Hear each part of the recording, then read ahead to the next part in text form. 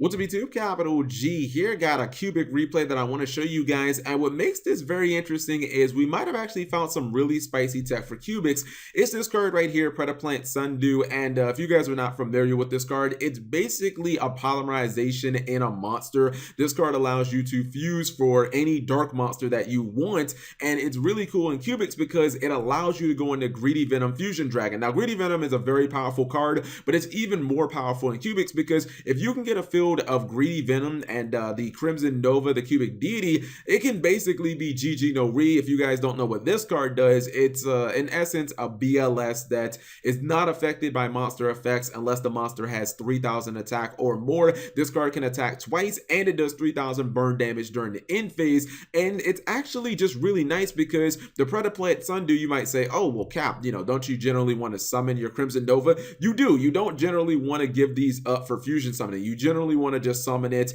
and do a bunch of battle damage with it. A lot of times your OTKs and cubics, they basically spawn from this card. However, not only is it searchable, but you can also run other high dark monsters like Tragodia actually works. It's actually a shame that Gores is only like level 7. Otherwise, Gores would work because cards like Gores and Tragodia actually naturally work in cubics. And since all of this stuff is dark, you can basically load up on the Allure of Darknesses and you never have to worry about them being dead. Like if you just don't want a normal summon this, if you have other plays. So he's playing against DDD.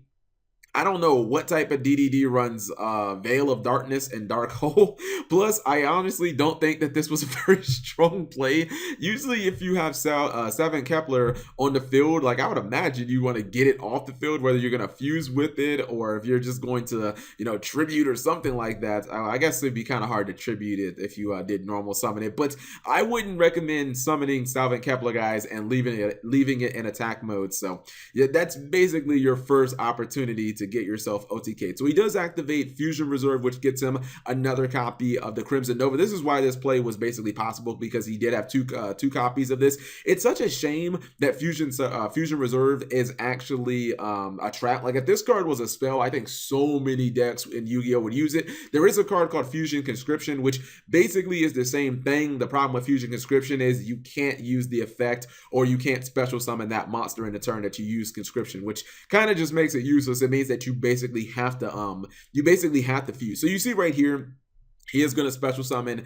the Crimson Nova because obviously he had tons of cubics in his hand, and then he normal summons Predaplant Sundew and he activates the effect and he uses the Nova in his hand, and then he busts out Greedy Venom. Now see, this is why I think that this can cause a lot of easy OTKs for cubics, because you see right here he's going to cut Joan of Arc's attack to 0, and like if your opponent only had one monster, you would probably just straight up kill them. And since you have a level 10 in the graveyard, if your Greedy Venom dies, you'd be able to instantly Monster Reborn it. So it's a pretty cool play. You see right here, he's basically attacking 3 times directly.